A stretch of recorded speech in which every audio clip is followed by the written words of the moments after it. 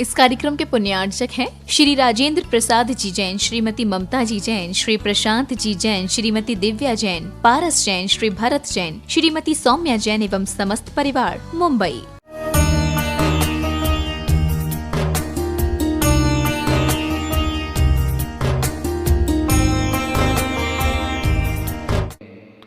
अतीत अनंत काल में अनंत बार यह पर्यूषण पर्व आकर के निकल गया है और आगमकार ये कहना चाह रहे हैं कि पर्यूषण का अर्थ सारे सारे पाप कर्म दग्ध हो जाते हैं जिन पवित्र परिणामों के द्वारा, किंतु अभी भी वो पाप कर्म जल नहीं पा रहे हैं। कारण क्या है? कारण और कुछ नहीं है, क्रियाएं हम लोग करते चले जा रहे हैं, किंतु आत्मगत परिणामों में पवित्रता उज्ज्वलता नहीं आने के फलस्वरूप वो सारे सारे कर्म आत्मा के साथ जिनका संबंध अनादिकालीन है उनमें कोई परिवर्तन नहीं आ पा रहा है। परिवर्तन आना चाहिए किंतु नहीं आ पा रहा है। भव्य होने के उपरांत भी इस संसार में ऐसे अनंत भव्य जीव हैं जो कि मोक्ष को प्राप्त करने की योग्यता जिनके अंदर है, इसके उपरांत भी साधना उनके द्वारा नहीं हो पा रही।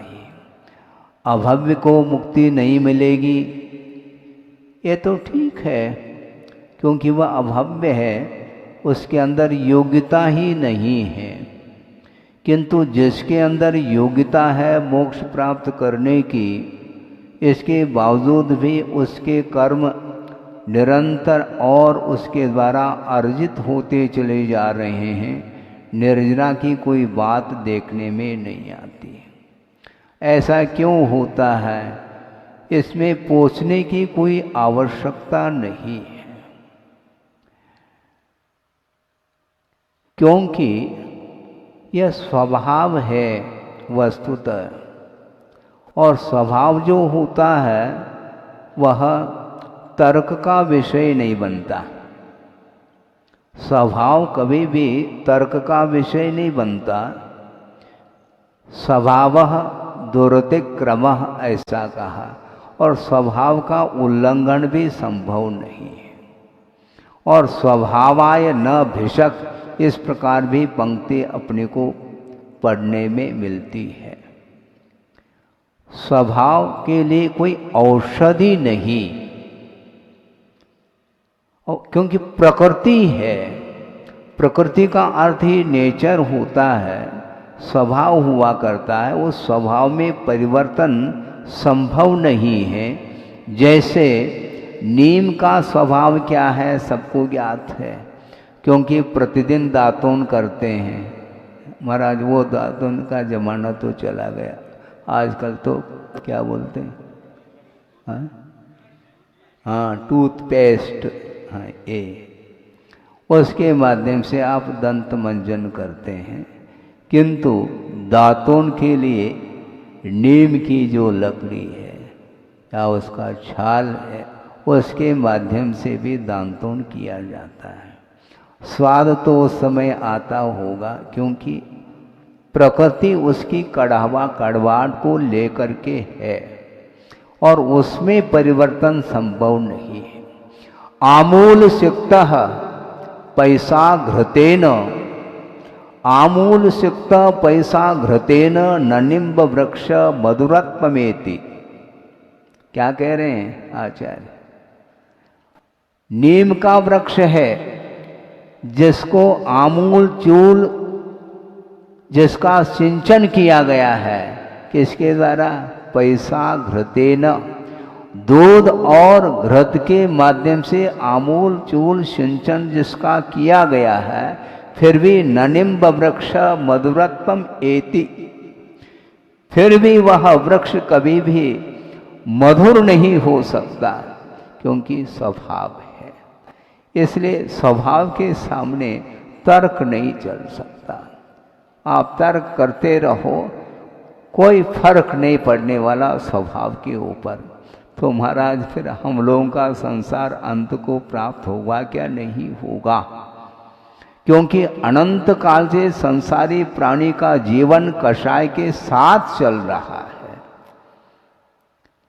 और वह कषाय से ऊपर उठना भी चाहता है, किंतु चाहने मात्र से नहीं होगा, पुरुषार्थ आपको करना होगा।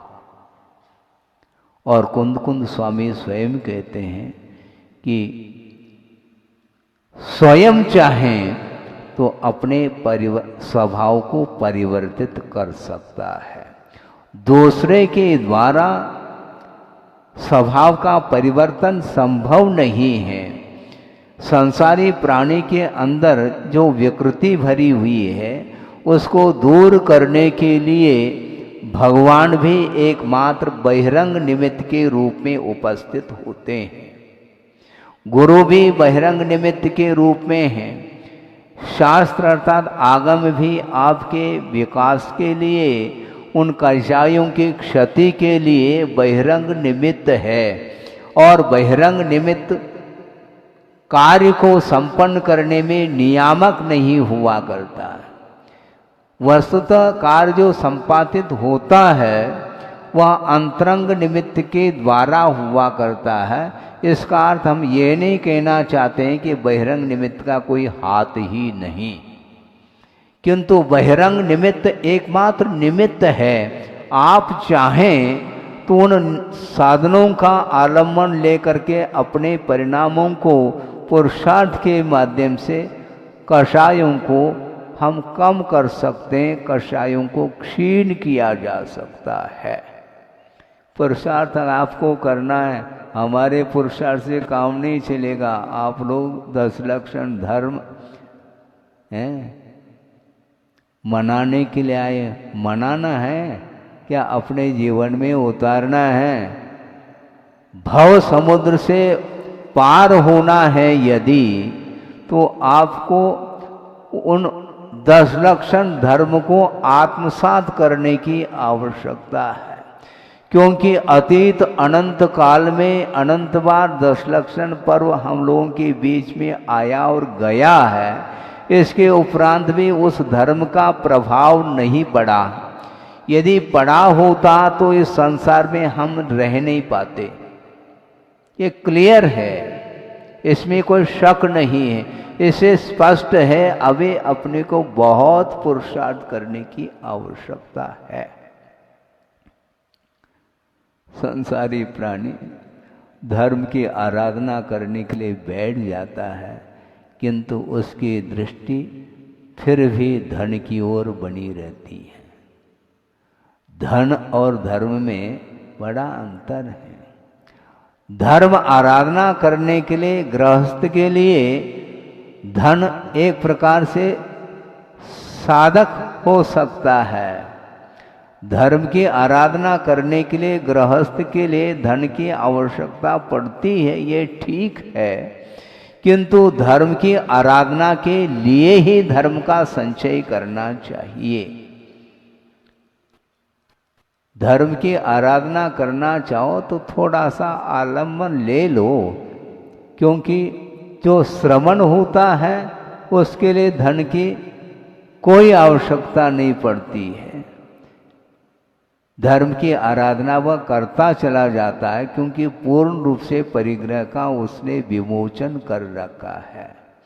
किंतु उस प्रकार की स्थिति श्रावक की नहीं बन सकती, नहीं बन पाती है। कोई बाधा नहीं, अपनी शक्ति के अनुरूप अपनी क्षमता और सामर्थ्य को देखते हुए धर्म की आराधना प्रत्येक व्यक्ति कर सकता है और करना चाहिए, कहा जा सकता है।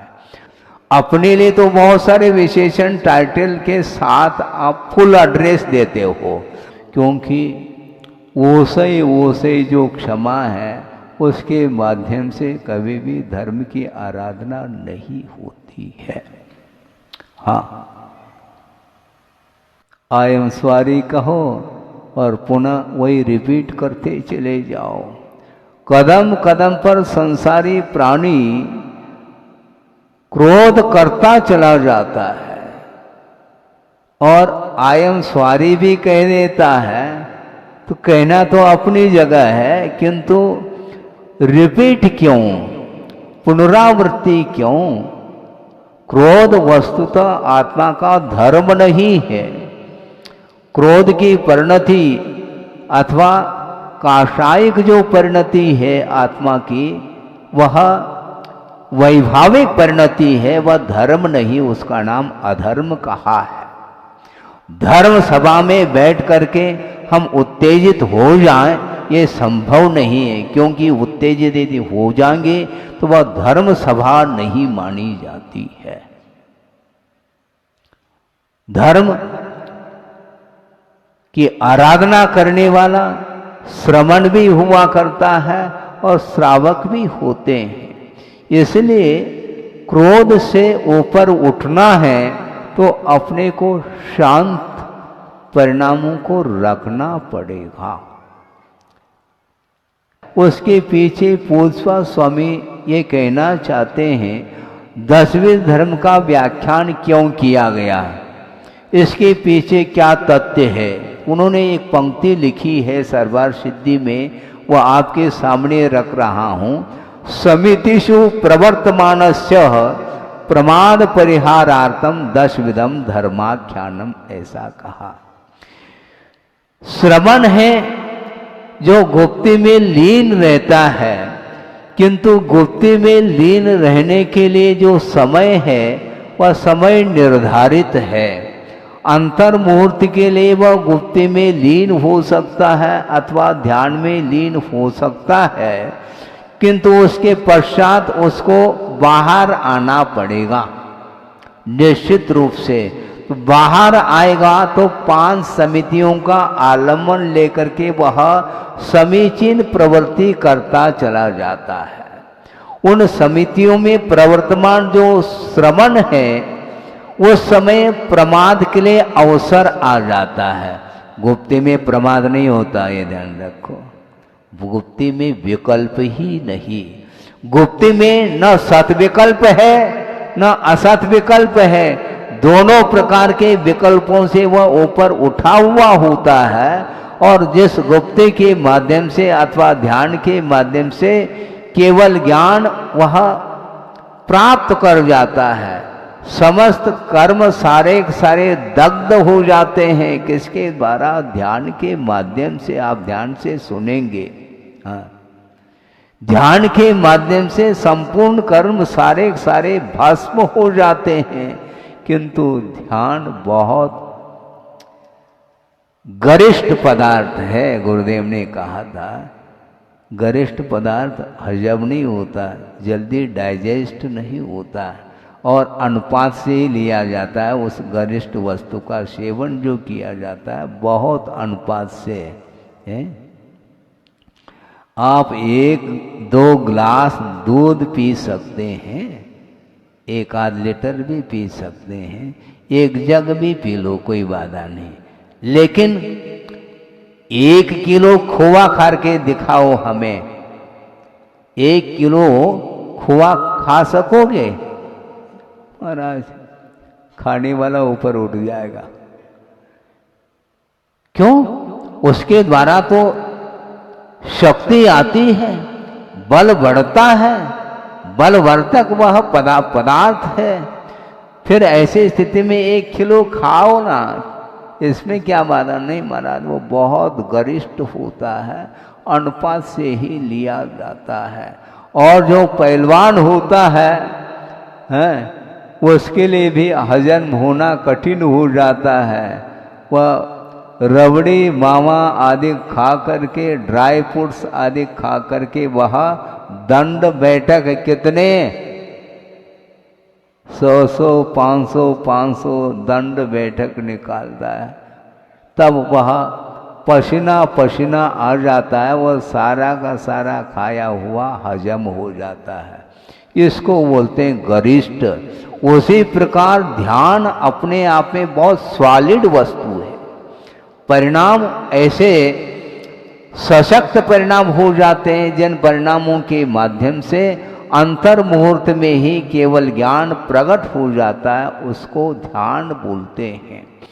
किंतु उस ध्यान में लीन होने की क्षमता या सामर्थ्य जिस श्रवण में नहीं है, वह प्रवृत्ति में आ जाता है, तो प्रवृत्ति करते समय प्रमाद आना स्वाभाविक है।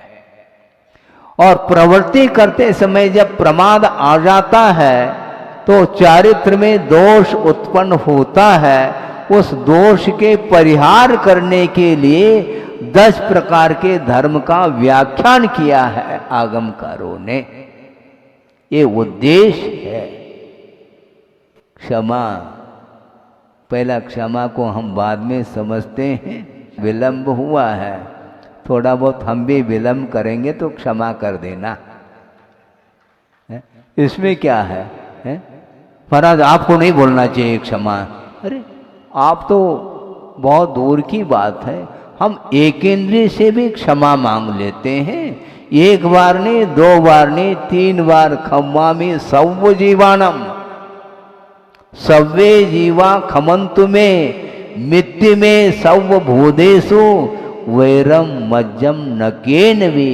हे भगवान, किसी के साथ मेरा वैर भाव न हो, मैं सबसे क्षमा चाहता हूँ, सबके प्रति क्षमा भाव रखता हूँ। इस प्रकार स्वयं महावर्ती श्रमण 3-3 बार प्रतिक्रमण के अवसर पर क्षमा धारण करते हैं। तो आप लोग तो संगी पंचेंद्रिय है, क्षमा मांगने में दिक्कत क्या है अपन को?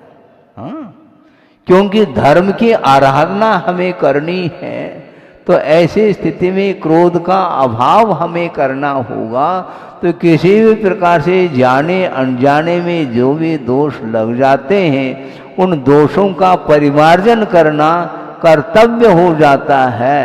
इसलिए वह श्रवण बहुत अलर्ट रहता है, सावधानी के साथ प्रवृत्ति करते हुए भी प्रमाद के कारण दोष लग सकते हैं, उनका परिवार्जन करता है। और अंतो अंतो डज्झम्मी पश्चत्तावेन वेदंतो, ऐसा कहा।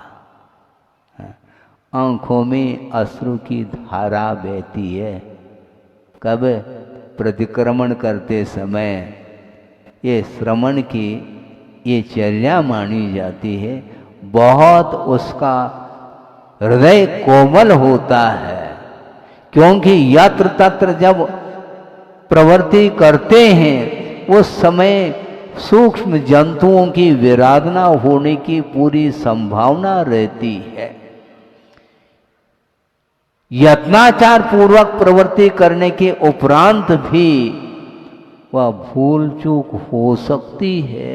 उसके लिए वह प्रतिक्रमण, प्रायश्चित, आलोचना आदि करके अपने परिणामों को वह पवित्र बनाने का पुरुषार्थ करता है। इसलिए धर्म आत्मा का स्वभाव है, क्रोध करना आत्मा का स्वभाव नहीं है। कदम कदम पर संसारी प्राणी उत्तेजित हो जाता है, आवेग में आ जाता है। ये आवेग क्यों? इसका कारण क्या है? आप गौर करिएगा, जिसके अंदर लोभ नहीं है किंचित मात्र भी पर वस्तु के प्रति, उसके जीवन में क्रोध आ नहीं सकता। ये ध्यान रखो, क्योंकि पर वस्तु के प्रति हमारा कोई स्वामित्व भाव नहीं है, तो किस बात को लेकर के हम क्रोध करेंगे? सोचो, विचार करो। आप सुन रहे हैं क्या? नहीं? हाँ, पर्व के बाद तो फिर जाना तो है ही। अभी गौर करिए, एक एक शब्दों को ध्यान से आप सुनिएगा। ये लोभ के कारण ही क्रोध की उदीरना होती है। हाँ, नहीं है तो नहीं हो सकती। इसलिए क्रोध का त्याग करने के लिए कहा है, श्रवण के लिए। क्योंकि प्रवृत्ति में वह आ जाता है, तो समीचीन प्रवृत्ति जिस समय वह करता है, उस समय बहुत अलर्ट होता है। वो उसके पास 5 समिति है, 6ठी समिति नहीं है, ध्यान रखो। आपकी समिति गठित करते हैं 5 साल के लिए और पुनः क्या हो जाता है, पुनः नई कमेटी। किंतु यहाँ पर नहीं है। समिति 5 हैं, ईर्या समिति, भाषा समिति, ऐशना समिति, आदान निक्षेपण समिति और प्रतिष्ठापन समिति। अपनी प्रतिष्ठा नहीं, प्रतिष्ठापन समिति का अर्थ है संयमोपकरण के माध्यम से उस स्थान को परिमार्जित किया जाता है जहाँ पर मल मूत्रादि का विसर्जन किया जाता है। वहाँ पर निरीक्षण करके वहाँ उसका उत्सर्ग करता है। इसको बोलते हैं प्रतिष्ठापन समिति। तो इस प्रकार ये 5-5 समिति के पालन करने वाले श्रमण हुआ करते हैं। वो कभी भी भूल करके भी अपने मन में किसी के प्रति उनका उत्तेजनात्मक भाव नहीं आ सकता, क्योंकि कुंद कुंद स्वामी का ये कहना है अयदाचारस्य निश्चिदा हिंसा। अयत्नाचार पूर्वक जो प्रवृत्ति करता है, मर्दो जीदो जीवो, जीव मरण को प्राप्त हो अथवा न हो, यदि अयत्नाचार पूर्वक यदि प्रवृत्ति करता है तो निश्चित रूप से हिंसा निच्छदा कहा, निश्चित रूप से हिंसा का दोष लगता है। पैदस्य नत्य बंधो हिंसा मित्तेन समिदस्य। समिति पूर्वक जो आचरण कर रहा है यत्नाचार पूर्वक, उसके माध्यम से कदाचित मांडव जीवों की विराधना भी हो जाए तो तत्संबंधी उसको बंद नहीं होता। इस प्रकार किसका कहना है? कुंद कुंद स्वामी का कहना है।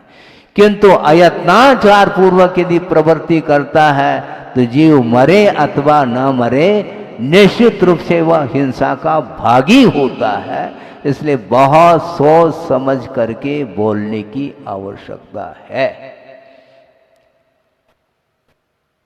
और आचार्यों का यहां तक कहना है मन वचन काय की प्रवृत्ति होती है और उसके माध्यम से हिंसा होती है, किंतु कायिक चेष्टा के माध्यम से हिंसा जो होती है उसका अनुपात बहुत सीमित होता है।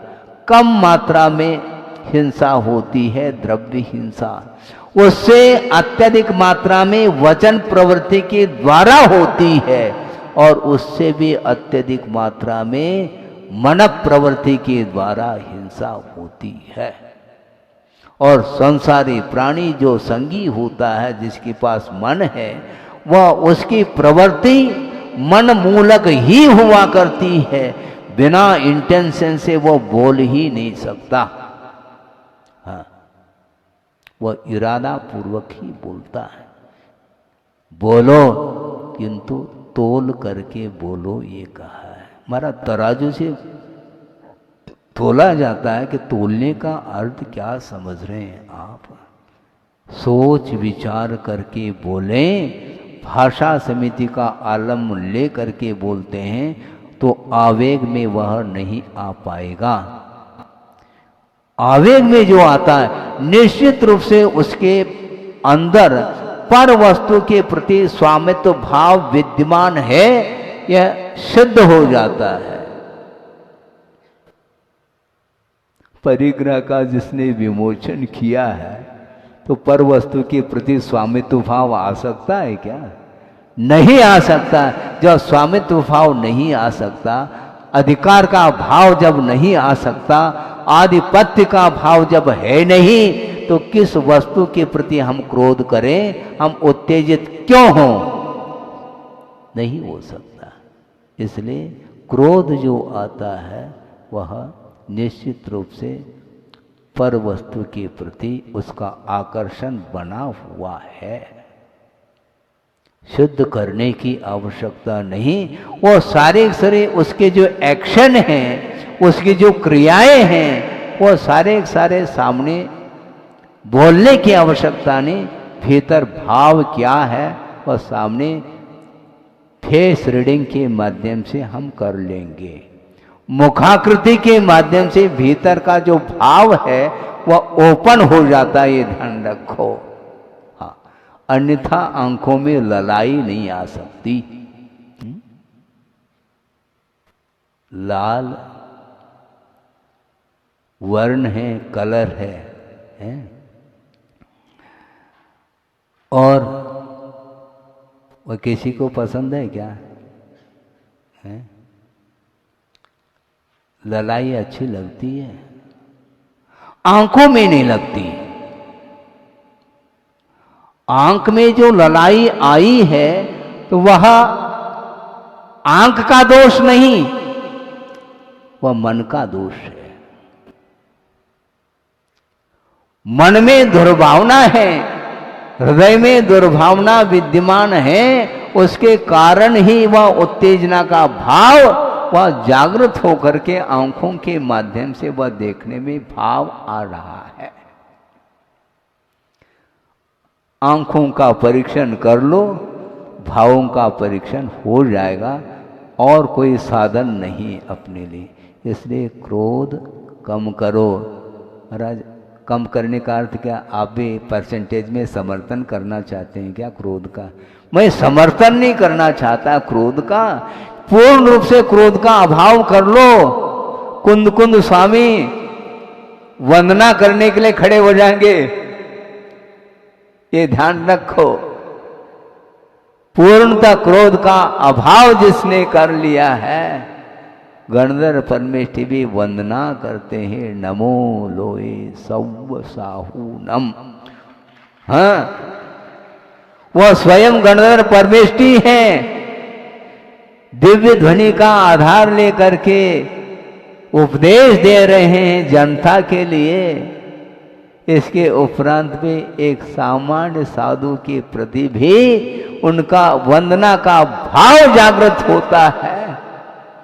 वंदना किसकी की जा रही है? धर्म की वंदना, क्योंकि जिसके अंदर धर्म विद्यमान है वह धर्मात्मा माना जाता है, और जिसके अंदर धर्म विद्यमान नहीं है वह धर्मात्मा कहलाने का अधिकारी है नहीं। मैं नहीं कह रहा हूं, आगमकार कह रहे।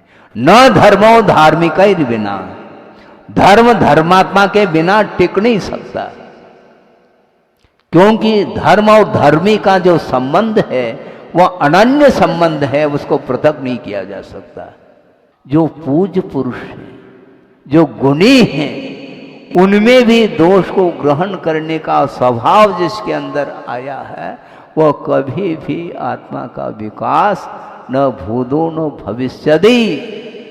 वेर धरणम च सुयरम, और चिरकाल तक वह वैर धारण कर रहा है, वह कभी भी संसार का अंत नहीं कर पाएगा। भव समुद्र से पार करने के लिए धर्मात्मा की प्रशंसा करो तो संसार से पार उतर सकते हो। बहुत कठिन काम है। आत्म प्रशंसा और दूसरे की निंदा करने से कर्म सिद्धांत ये बोल रहा है वह नीच गोत्र का बंद करता है। सुन रहे क्या नहीं? शिवरार्थी लोगों के लिए भी हमारा कहना है, हाँ, कोई भी प्रश्न आ जाए तो उसका उत्तर दे देना। हाँ, नीच गोत्र का बंद कभी भी सम्यक दृष्टि नहीं कर सकता, लिख के रखो। सम्यक दृष्टि कभी भी नीच गोत्र का बंद नहीं कर सकता, और मिथ्या दृष्टि नीच गोत्र का भी बंद करता है और उच्च गोत्र का भी बंद करता है। किंतु उच्च गोत्र का बंद करने वाला मिथ्या दृष्टि वह बहुत मंद कषाई होता है। सोचो समझो, अपने आप को ठोक करके कहने वाला व्यक्ति मैं सम्यक दृष्टि हूं, और फिर भी आत्मा की प्रशंसा में लगा हुआ है और दूसरे की रात दिन निंदा में करने में लगा हुआ है, वह कभी भी क्षमा धर्म तो उसके अंदर आ ही नहीं सकता। निश्चित बात है। केवल प्रथम और द्वितीय दो ही गुणस्थान ऐसे हैं जिन गुणस्थानों में नीच गोत्र का बंध होता है, किंतु सम्यक दृष्टि भूल करके भी नीच गोत्र का बंध कर ही नहीं सकता है। सिद्धांत कभी भी परिवर्तित नहीं होगा, ये ध्यान रखो। अटूट श्रद्धा रखो। हाँ, आगम के प्रति श्रद्धा रखो। सच्चे गुरु के प्रति श्रद्धा रखो, जिन्होंने आत्म साधना करते हुए चतुर्विध संघ का निर्माण अकेले 50 साल के अंदर उन्होंने जो करके दिखाया है, और हम उनके सामने हम प्रभाव न करने के लिए माइक को हम हिला रहे हैं, गलत बात है। उन्होंने जो किया है उसका करोड़वा का नहीं, अनंतवा हिस्सा भी हम कर लें तो हम अपने आप को भाग्यशाली मानेंगे। क्षमता है क्या अपने पास?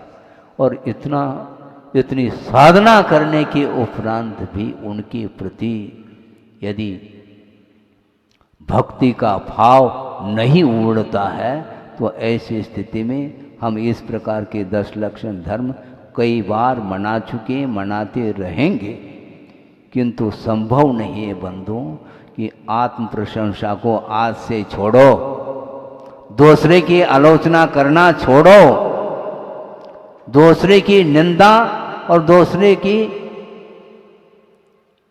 क्या, दूसरे की निंदा अपनी प्रशंसा, ये छोड़ो। फिर करना क्या महाराज? अपनी निंदा करो। निंदामि गरहामि अप्पानम, अपनी निंदा और गरहा करो और दूसरे की प्रशंसा करो। हाँ, उसके माध्यम से कर्म करते हैं, उसके माध्यम से क्रोध शांत होने वाला है, नहीं तो बहुत बड़ा अनर्थ हो जाएगा।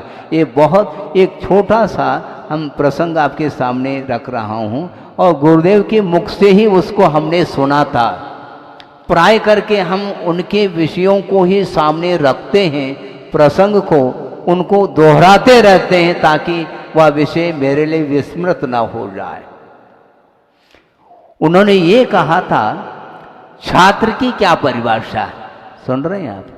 छात्र की क्या परिभाषा है? गुरोर दोषान छादयति इति छात्रः, जो गुरुओं के दोषों को आच्छादित करता है, ढाकता है, उद्घाटित नहीं करता, वह छात्र माना जाता है।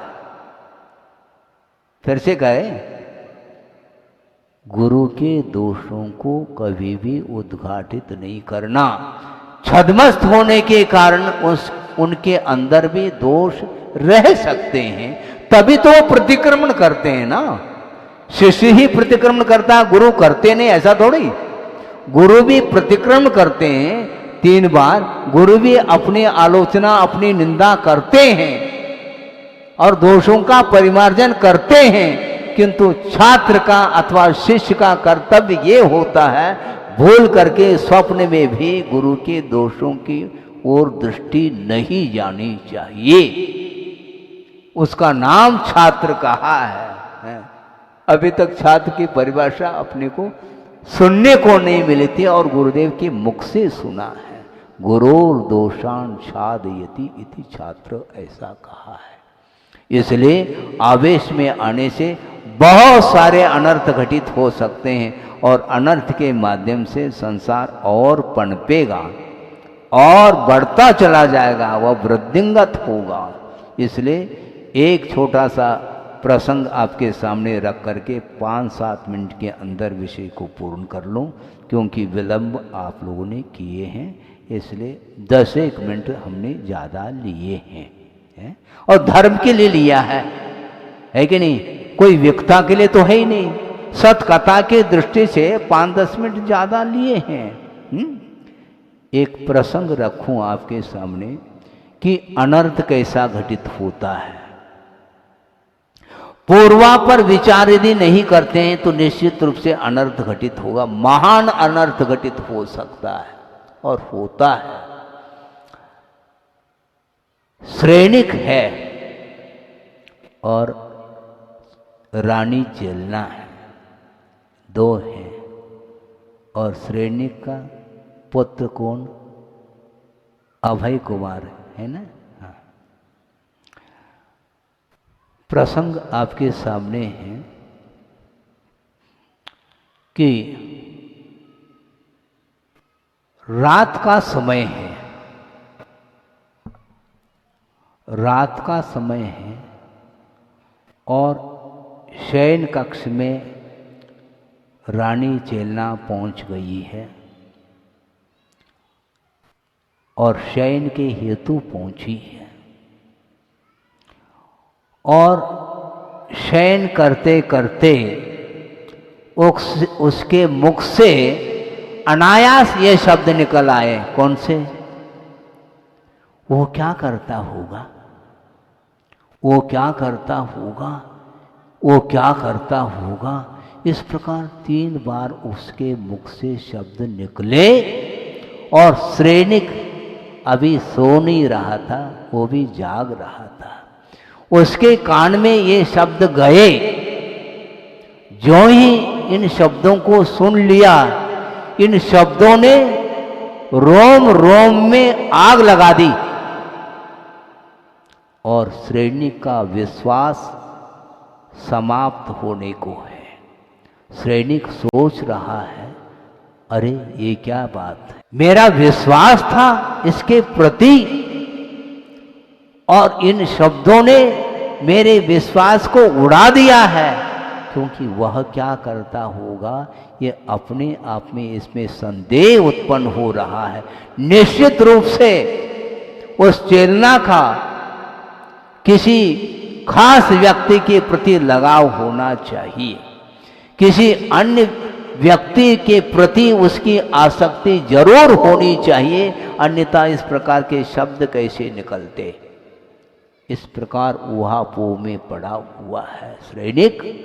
और सुबह होते ही वह अभय कुमार को बुलाता है और वह बोल देता है, अभी मैं समो शरण की ओर जा रहा हूँ, महावीर भगवान की वंदना के निमित्त जा रहा हूँ और अविलंब इस महल को जला देना, विलंब नहीं करना और मेरी आज्ञा है, मेरा आदेश है।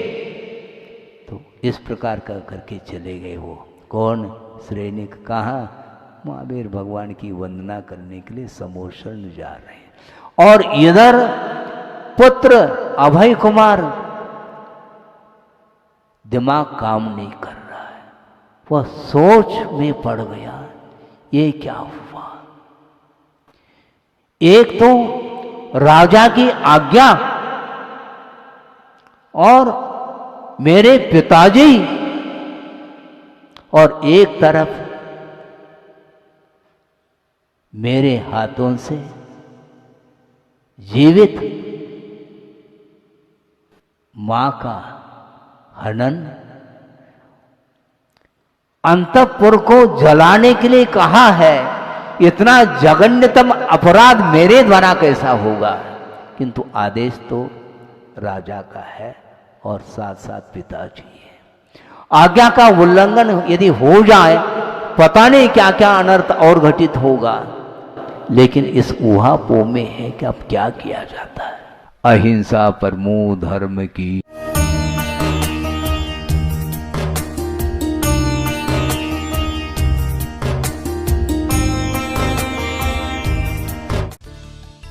इस कार्यक्रम के पुण्यार्चक थे श्री राजेंद्र प्रसाद जी जैन, श्रीमती ममता जी जैन, श्री प्रशांत जी जैन, श्रीमती दिव्या जैन, पारस जैन, श्री भरत जैन, श्रीमती सौम्या जैन एवं समस्त परिवार, मुंबई।